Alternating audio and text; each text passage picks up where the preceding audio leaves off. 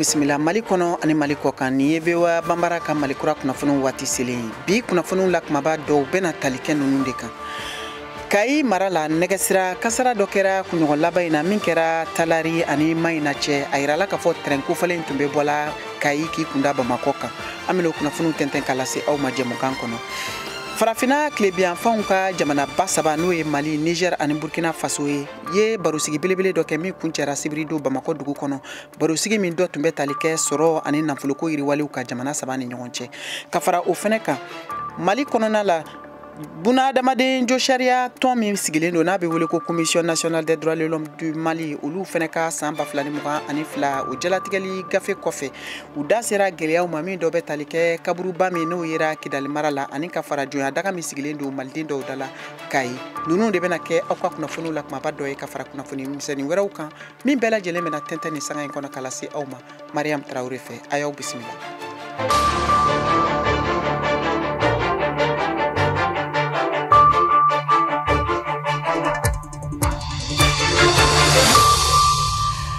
An balimaw an ka foli b'aw ye kokura Mali kɔnɔ ani Mali kɔkan aw minnu bɛ ka VOA Bambara ka kunnafoniw lamɛn ka lase aw ma ka fɔ nin ye Mali kura kunnafoniw waati selen ye. Nɛgɛ ɲɛ 17 tɛnɛn gosira Bamakɔ n'a lamini na wula nɛgɛ ɲɛ 12 bɛ Washington DC Amérique jamana faaba kɔnɔ. Bi ye ntɛnɛn ye Novembre kalo tile 27 san 2023. Mariam Traoré sanga 30 aw n'ale bɛna ɲɔgɔn sɔrɔ ka bɔ studio 6nan na VOA soba kɔnɔ Washington DC k'aw ka Mali kura kunnafoniw lase aw ka kunnafoniw filɛ.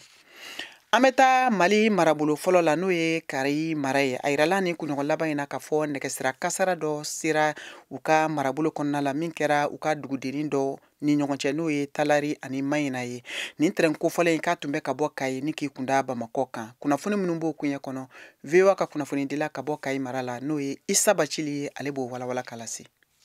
Train numéro 15. L'imposante gare coloniale est toujours là, mais le train ne siffle plus. À Bamako, l'Express a relié pendant près de 100 ans la capitale malienne à Dakar, au Sénégal. Mais depuis 2018, les wagons verts sont à l'arrêt, livrés aux ravages du temps.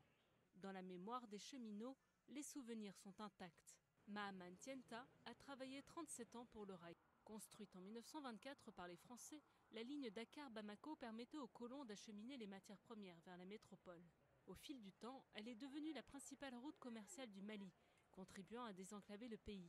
Mais l'avancée du transport routier, le manque d'entretien et le coût exorbitant d'une réhabilitation ont coulé la ligne, laissant 430 employés sur le carreau. Ancien cheminot, Moussa Traoré veille précieusement sur 14 tonnes de documents racontant cette époque.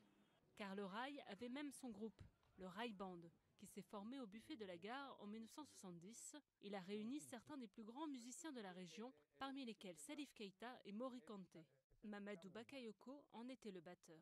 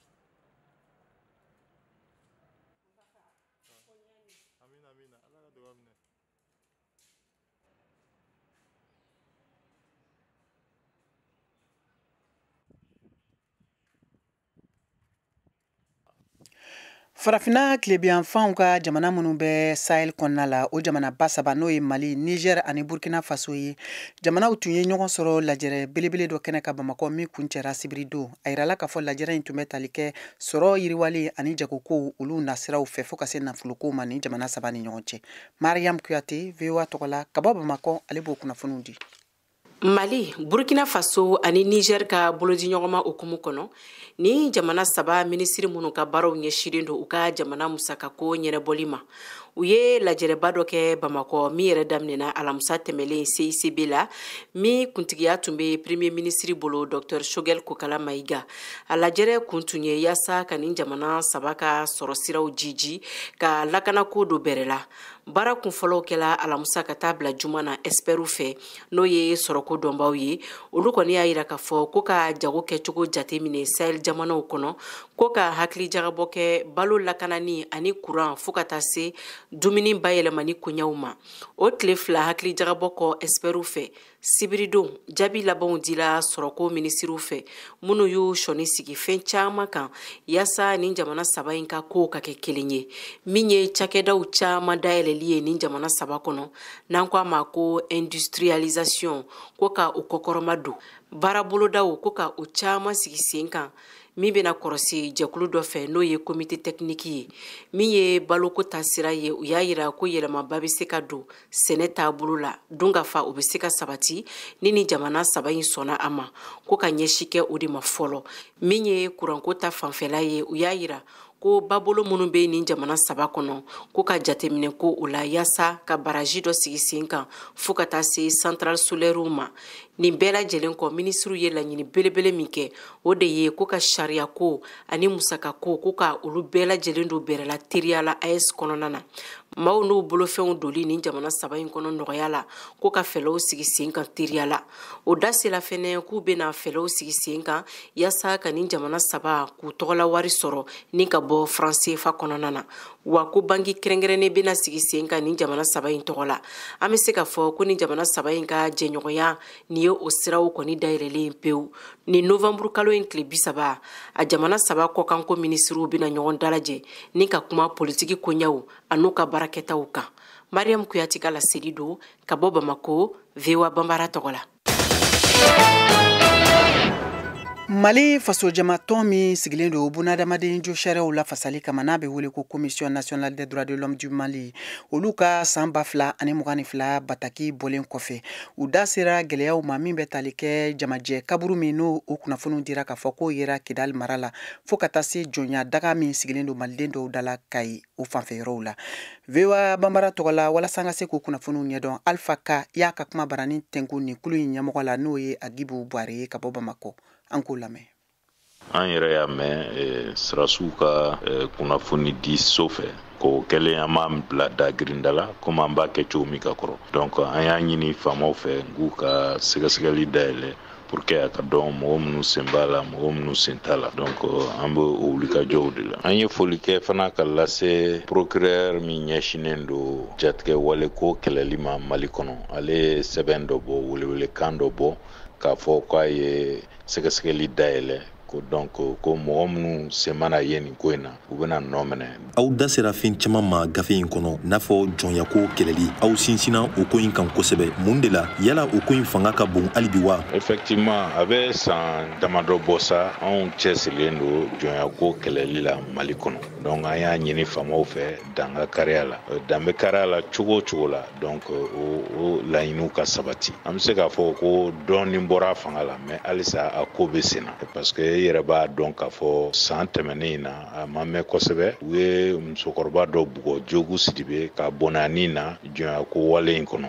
Donc o bɛɛ b'a jira k'a fɔ ko a ko fanga bɛ halisa mais an bɛ min fɔ ka da o kan fana c'est que faamaw u bɛ ka dɔ kɛ a ko la. Donc an bɛ min fɔ maliyɛnw ye u ka dɔn k'a fɔ jɔnya a tɛ se ka waleya Mali kɔnɔ a tɛ se ka waleya diɲɛ fan si. An da sera degun caman ma min bɛ taa liberté d'expression liberté de presse ani denmisɛnninw ka école ko ani kɛnɛya ko ani musow ka hakɛw ani lujuratɔw ka hakɛw donc ka yira k'a fɔ mɔgɔ caman hakili la ko jo sariya ko dannen don kasobonna kow ma ani politiki kow ma o tɛ nin bɛɛ de ye adamaden hakɛ donc mɔgɔw ka faamuya k'a fɔ a bɛ bɛɛ kun kan denmisɛnninw balilen don kalan na jamana fan dɔw fɛ ka sababu kɛ jatigɛ wale mɔgɔw ye u ye mɛtiriw gɛn u ye ekɔlisow datugu kɛnɛya ko sira fana fɛ u ye kɛnɛyaso caman datugu kɛnɛyaso sira fɛ fana grève caman bɛ ka kɛ jamana in kɔnɔ min b'a to dɔgɔtɔrɔw tɛ ka se ka baara kɛ baarakɛminɛn fana a tɛ dɔgɔtɔrɔw labɔ pour que ka kɛnɛya sabati kasobonna ko bunakun ka fana donc an y'an da se o fana ma k'a fɔ kasobonnadenw bɛ degun kɔnɔ hakɛ de b'u fana bolo sariya de b'a fɔ donc ka yɔrɔw jɛya fana a bɛ fɔ min ma ko droit à l'environnement sain donc an da sera ninnu bɛɛ ma. Mali bɛ jɔyɔrɔ jumɛn na hadamadenw ka hakɛ bonyali la? An bɛ se ka min fɔ an bɛ don min na i ko bi adamaden hakɛ ko a tɛ lahala ɲumanba la ten mais o t'a jira k'a fɔ ko ɲɛtaw tɛ ka kɛ a la hali bi hakilila jiginna k'a fɔ mɔgɔw ye k'a fɔ adamaden hakɛ ko tubabu hakilila tɛ a nafa bɛ se maliyɛnw de ma fɔlɔ fɔlɔ i kɛra faama ye o i kɛra fantan ye o i kɛra cɛ ye o i kɛra muso ye o donc n'an y'o faamuya an b'an cɛsiri sɔnni a ka se an ma an b'an cɛsiri tɔw ka hakɛ ko la. An bɛ taa ni kunnafoniw ye Senegal jamana ka bi ntɛnɛn sɔgɔma barosigiba dɔ min bɛ wele ko Forum de Dakar o ta ko 9nan kurubon karila jamanatigi Macky Sall fɛ min senfɛ bolongɔni turula kosɛbɛ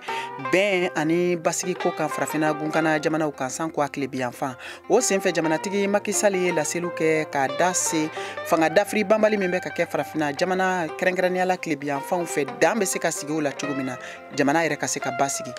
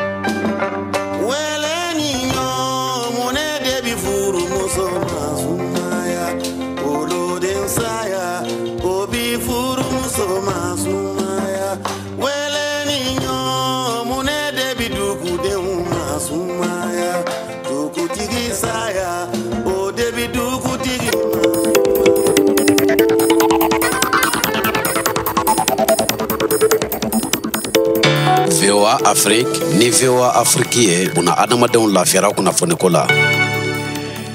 An balimaw an ka foli b'aw ye hali bi an b'a lase aw ma nin waati in na k'a fɔ aw sɔgɔlen don VOA Banbara ka radio fiɲɛsiraw bɛɛ lajɛlen ka nin waati in na Bamakɔ n'a lamini ye fiɲɛ turukala 102 o fiɲɛsira ye Ɲorodi Sahɛlikaw b'an sɔrɔ radio Emergency ka 99 ani tomi 6 Koro ani Bayangara radio Orona 93 ani tomi 2 Gawo aw b'an sɔrɔ fiɲɛ turukala 106 tomi 1 kan Tumutukaw b'an sɔrɔ 90 ani tomi 3 kan Abijankaw aw bɛ se k'aw sɔgɔ 99 fiɲɛsira la Wagadugu o ye 100 ani 2 ani tomi 4 ye aw bɛ se k'an sɔrɔ VOA ka bɔlɔlɔsiraba fɛnɛ kan www.voabambara.com walima a y'aw sɔgɔ an ka page Facebook YouTube ani Instagram na VOA Bambara Malikura kunnafoniw bɛ ka lase Mariam Traoré fɛ nin waati in na ka bɔ studio 6nan na VOA soba kɔnɔ Washington DC Ka tɛmɛ ni kunnafoniw ye an bɛ taa Burkina Faso jamana kan u ka chrétien catholique ɲɛmɔgɔ n'o ye cardinal Philippe Ouédraogo ye min ye u ka ɲɛmɔgɔya kun minɛ san 14 a yirala k'a fɔ kunnafoniw dira k'a fɔ k'a bɛna a ka sɛgɛnnafiɲɛbɔ daminɛ min kɛra u ka bateau dɔ senfɛ sibiri don Wagadugu dugu kɔnɔna la Kader Traoré VOA tɔgɔla ka bɔ Wagadugu Nin catholique seli nin min kɛra Wagadugu ka l'église bara sibirilon tɛmɛni o kun tilennan tun ye ka se ka kardinal Philippe Ouedraogo fo ka a waleɲuman lɔn ani ka bɛn sira ale ka taa lafiɲɛ bɔ san 14 tɛmɛni ale bɛ baara min kɛra Wagadugu ka archidiocèse kunna hakililajigira ni maa kɔfɔlen ni sisanga n'o taara se 78 ma chrétiens ka diinɛ ɲɛmaaba minnu sigilen Vatican olu y'a yira ko nin kardinal in ka ɲi ka se ka taa a lafiɲɛ bɔ kabiri san 2014 tɛmɛni Philippe Ouedraogo ale kɛra kardinal ye n'a sugandira ka bɔ Pape Benoît XVI fɛ o san kelen na ni masakɛ tun y'a ka saraka sebaya sanulama seli an mi wele ko jubile d'or ni Monpɛcɛ nin ka fɔta ra ale ka ɲɛmaaya archidiocèse kunna Wagadugu o waleɲuman lɔn ka ɲi ka sin Ala le ma.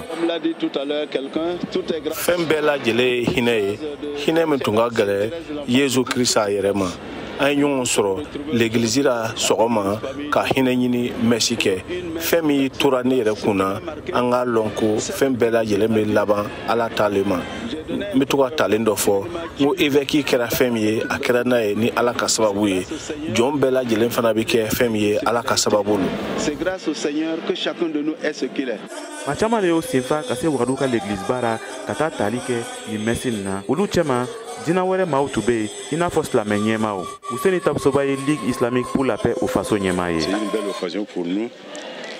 en tout cas de transmettre nos sincères remerciements. Ni ye kɛnɛ kɛrɛnkɛrɛnnen ye kɛnɛ mun nan kan ka to a kɔnɔna na ka kardinal Philippe Ouedraogo fo bawo n'i y'a jateminɛ a jɔyɔrɔ ka bon kosɛbɛ Burkina Faso san o san ale sababuya la katolikiw ni silamɛw bɛ fara ɲɔgɔn kan ka ko caman kɛ o de la an bɔra bi ka wale ɲuman ani tasibila kɛ ka ɲɛsin a ma a bɛ ka wale minnu kɛ ka ɲɛsin Burkina Faso kɔnɔna na. Raison pourquoi nous sommes là ce matin pour le témoigner pour ce qu'il a eu à faire pour le Burkina Faso et pour la cohésion interreligieuse. Philippe Ouedraogo ale y'a ka ɲɛmaaya daminɛ chrétien diinɛ na san 1973 mana min na ale kɛra prêtre ye Coupé la ka diocèse kɔnɔ.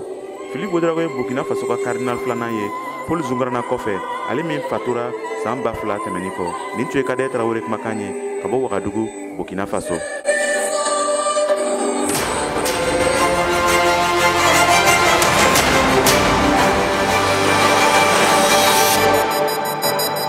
A y'aw ka kunnafoniyaw sɔrɔ don o don sɔgɔma VOA tabalen kan VOA Bambara ka tile kunnafoniya kun fɔlɔw sanga 30 kɔnɔna na o bɛ kɛ don o don tɛnɛn ka taa bila juma la sɔgɔmada nɛgɛ kaɲɛ 7 mana tɛmɛ ni sanga 30 ye wa segin bi k'a kan tuguni nɛgɛ kaɲɛ 9 waati ni VOA tabalen ye a y'aw ka tile kunnafoniya kun fɔlɔw sɔrɔ Mali ale ni diɲɛ bina kun kan VOA tabalen ka kunnafoniya kunkun n'a ɲɛɲɛ di aw ma n'an baaraɲɔgɔnw ka wulikajɔ ye Mali kɔnɔna na farafina ale ni diɲɛ fantan 4 bɛɛ lajɛlen.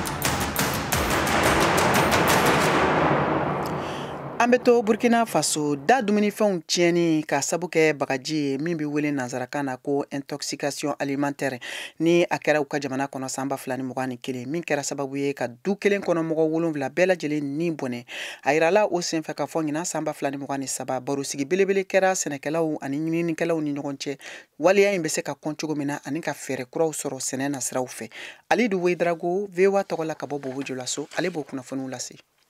Kɔsa nin na Burkina Faso a yera mɔgɔ bɛ tilela fana warisa sura fana dumu o ka lu kɔnɔ a bɛ kɛ sababu ye k'o bɛɛ lajɛlen bɔnɔ ani na mɔgɔ 18 sara 2019 ra ani somɔgɔ kelen mɔgɔ 7 o kɛra san 2021 na Gawa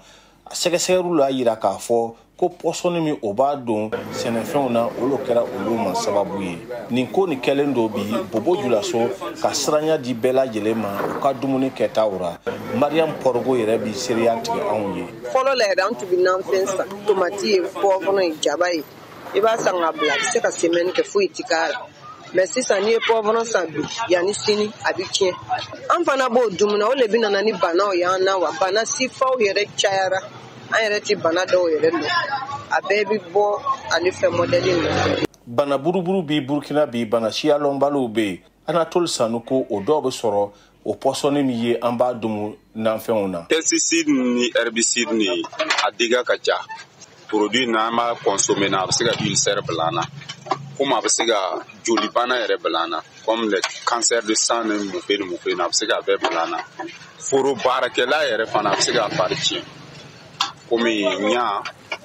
faribolo. O pɔsɔni a ɲuman a n'a kuntan a n'a kɛcogo ɲuman o kɛra sigikafɔ belebele ye Bobojulaso centre Murazi ra Antoine Sanu ale ye ɲininikɛlaba ye ninnu pɔsɔni ninnu kan Wagadugu a kɔlɔlɔ bɛ kɛ min ye a m'o dogo anw na. Bon a bɛ se ka ko caman de lase an ma. Foro yɛrɛ kɔnɔ an yɛrɛ b'a kɛ ka fɛn min kɛlɛ nin a bɛ kɛ comme a bɛ fanga don olu la tuma dɔ la et puis filan yɛrɛ tɛ se o kɔrɔ tugun donc a bɛ kɛ comme an yɛrɛ tɛ se ka o tiɲɛnikɛfɛn ninnu yɛrɛ kɛlɛ tuguni. Pɔsɔni ni a fan o fan farati b'a la nka sira dilen don dɔw ma mun kan ka feere anw ka jamana na dɔw fana bɛ dogo ka don n'a ye ni balaw ni caman bɛ bɔ olu fɛ a bɛ lɔn cogo di Hamadu Bari o bɛ baara kɛ sɛnɛ minisiriso la. Sira dira min ma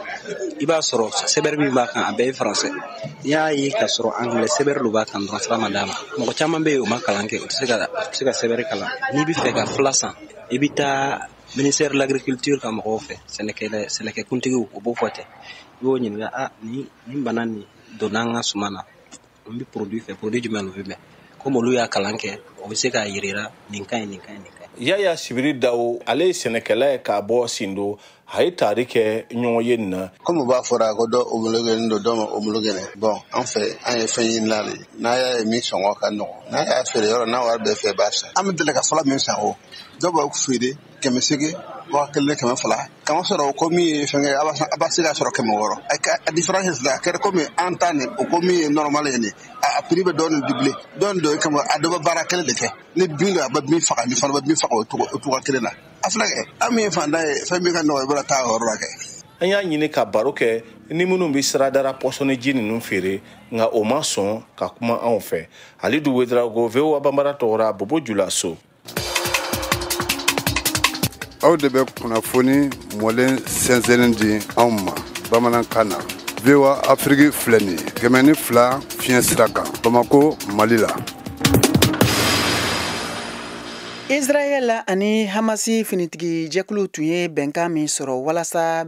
fitinɛ bɛ se ka dala faga ka kɛlɛ lajɔ a yirala kunnafoni kɔnɔ bi ntɛnɛn k'a fɔ o baaraw bɛɛ lajɛlen bɛna kuncɛ sini tarata wa ko min bɛna sɔn ka fitinɛ kura lawuli tuguni bande Gaza o fanfɛyɔrɔw la u ka maa minnu minɛlen to don n'olu bɛ wele ko otages caman olu labilalen kɔfɛ Kayatu Tarawele ale b'o kunnafoniw di. Kada Misra jamana ka seereya kan fan fila bɛɛ bɛ baara la dɔ farali la maramafɛnw sɛmɛli kuntala de kan dan kan ka sigi min na sini tarata la banisiralakaw bɛ ka sinsin tile kelen kelen maramafɛn sɛmɛ de kan k'a sɔrɔ Qatar l'Amérique ani Misra ka laɲini de ye ka a lawaleya tile caman kɔnɔ Joe Biden ta kɔfɛ nazarala keleya tɔnba Union Européenne ani OTAN fɛnɛ ye wele bila bi ntɛnɛn na ka dɔ fara maramafɛnw sɛmɛli kuntalaw kan maramafɛnw sɛmɛli kuntala janyali bɛna kɛ sababu ye ka dɛmɛ laseliw kɛ hadamadenw ma minnu mago bɛ a la a yɔrɔ kɔnɔna na ka mɔgɔw welekulenw labila James Stoltenberg OTAN ɲɛmɔgɔba ka laseli la waati min na mɔgɔ welekulenw ani kɛlɛkɛdenw minnu minɛlen don labilali kuraw makɔnɔnin don bi ntɛnɛn in na Qatar bɛn ladilani kulu masuruma mɔgɔ dɔ ye seereya dɔ kɛ k'a fɔ ko problème donnen bɛ u ka mɔgɔ labilata ninnu ka lisiko la a fan fila bɛɛ lajɛlen fɛ nka a y'a yira kɔni k'a fɔ ko Qatar ka ninnu kɔni bɛ ka baara kɛ ni fan fila bɛɛ lajɛlen ye yaasa a koɲa bɛ se ka lateliya cogoya min na seereya in ka fɔ la kabini jumadon na ka kɛɲɛ ni u ka bɛnkan sɛbɛn ye banisirala mɔgɔ 39 ani Palestine mɔgɔ 117 de labilala ka kɛɲɛ ni bɛn kɛra bilali cogoya minnu kan n'o tun ye ka mɔgɔ welekulen kelen mana labila Palestine fɛ banisirala mɔgɔw fɛnɛ bɛ u ka kɛlɛkɛden 3 labila ka da o kan kurubala mɔgɔ 19 ɲɔgɔn na o de bilala banisirala ka kote fɛ a yirala k'a fɔ ko a mɔgɔ fanba bɛɛ lajɛlen bɛ bɔ Thailand jamana la minnu tun bɛ baara la banisirala jamana kan.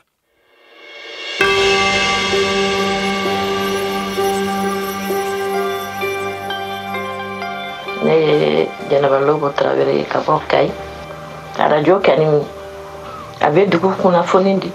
a bɛ jamana kiban kunnafoni di a bɛ duniya fɛrɛkɛ naani bɛɛ lajɛlen kunnafoni di ni président kumana u bɛ kuma radio la an b'a lamɛn an bɛ ministres ka kumaw lamɛn an bɛ kuma bɛɛ information bɛɛ sɔrɔ à travers la radio.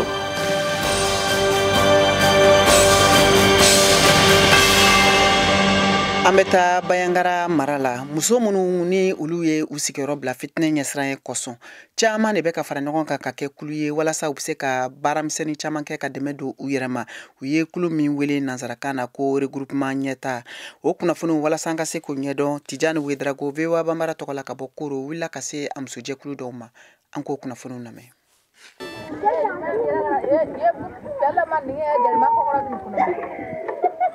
Dɔgɔnɔdugu la musolakaw jɔyɔrɔ ka bon kosɛbɛ baara nasiraw fɛ gaw kɔnɔna na. N'a wulila fajiri la Am ta ɲɔ kɛ ɲɔkɛyɔrɔ la ka taa ɲɔ sɔgiri n'a nana an b'a polo k'a susu k'a dɛgɛ tobi dɔw bi to bila dɔw bi dɛgɛ dilan.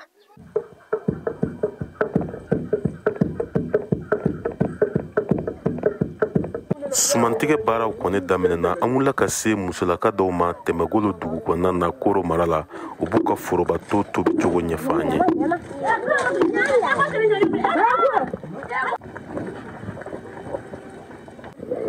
Halima Togo an y'ale sɔrɔ gada la. An wulila sɔgɔma an bɛ ka dɔgɔnɔto dɔ tobi min kan ka taa di mɔgɔw ma minnu bɛ foro baara la. N'an ye to tobi ka ban an bɛ sɔrɔ ka nan dilan ni sirabulu ye. Foronto, kɔgɔ, jɛgɛmugu nin bɛɛ bɛ k'a la walasa a bɛ se ka diya cogo min na. Nin ye dɔgɔnɔto de ye fanga b'a la wa a bɛ se ka tile dama damani kɛ ka sɔrɔ a ma tiɲɛ yɛrɛ.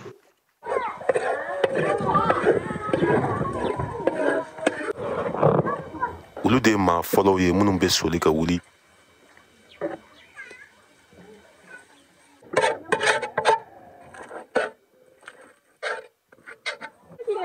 Wa bɛɛ lajɛlen bi da k'u to baara la. Ni dun y'a jateminɛ to ni dɛgɛ jɔyɔrɔ ka bon kosɛbɛ nin don an ye Fatumata Sagara sɔrɔ ale tun bɛ ka dɛgɛ labɛn. Mun kun de ko bɛ ɲɔ susu fɔlɔ o kɔfɛ n bɛ dɛgɛ dilan mɔgɔw b'a min n'u bɔra foro la su fɛ.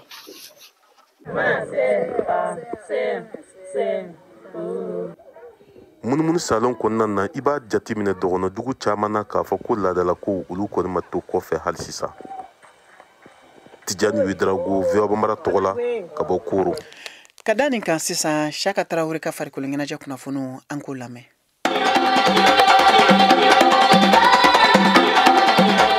Senantolantan Bunagun kan farafina senantolantan ɲamayaso Kafu Kodo ale ka ɲina saison 2023-2024 club ka phase de poule ɲɔgɔndanw daminɛna dɔgɔkun tɛmɛnen laban na minnu bɛ coupe de la confédération kofɔ Mali club kelen sen bɛ o la. Stade malien de Bamako don kunu kari novembre kalo tile 6 san 2023 in na Congo Diable Noir bina Stade malien de Bamako ɲɛkɔrɔ cilu 1-3 Stade Kanuna. O ɲɔgɔndan jaabi ye jigisigi di stade supporterw ma ka poule ɲɔgɔndanw tɔw makɔnɔ supporter minnu ma u ka nisɔndiya dogo Bamako jɛmanw n'o ye stade tɔgɔ wɛrɛ ye kelen ka don kafu phase de poule la ɲina saison na. Stade malien de Bamako ka poule kɔnɔna na n'o ye poule D ye jɔyɔrɔ fɔlɔ b'a bolo tile fɔlɔ tɛmɛnen kɔ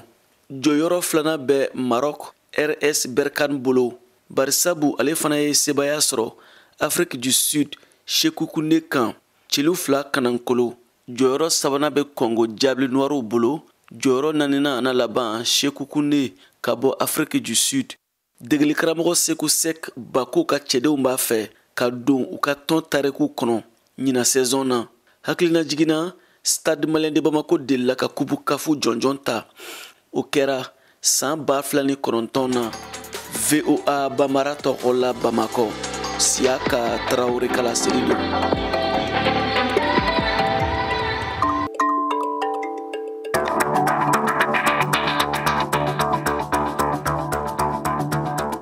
Sisan aw bɛ se k'aw ka batakiw ci an ma WhatsApp fɛ an ka nɛgɛjuru sira kan 001 20 24 30 47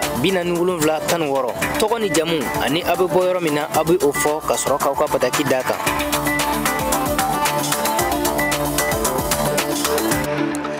An balimaw nin bɛna dan sigi aw ka bi Malikura kunnafoniw na min labɛnna Segu aw ka cɛjan Cheikh Thierry bolo an ka nɛgɛw karafe tun bɛ Nashwan bolo jamukan la siraw ma Mariam Traoré fɛ ka bɔ studio 6nan na VOA Soba kɔnɔ Washington DC aw ni ce aw ka kulomajɔ la aw k'an bɛɛ waati wɛrɛ. Mɔgɔ kelen fɛ jaadu di ale mɔgɔ kelen fɛ donso ni fama mɔgɔ bɛ ɲɔgɔn la mɔgɔ kelen fɛ ka biya Bambara wele ka daminɛ Itazeni Modibo daminɛ ko di ala mɔgɔ kelen fɛ i mana bɔ Itazeni ko di ala mɔgɔ kelen fɛ dɔnkili laminɛ mɔgɔ bɛ ɲɔgɔn la mɔgɔ kelen ma sabu man dɔgɔ Mariamu k'i wele Itazeni i barika k'i mana nin yɔrɔ mɛn ten kena muno fangone fo monsa saka ya jiro fo kono be kumane abaga jewele ka mori bota melewele ka journaliste fama wole ka bokoro ka boya ka wase tajini abariga mali kurala be abamara mo wani ko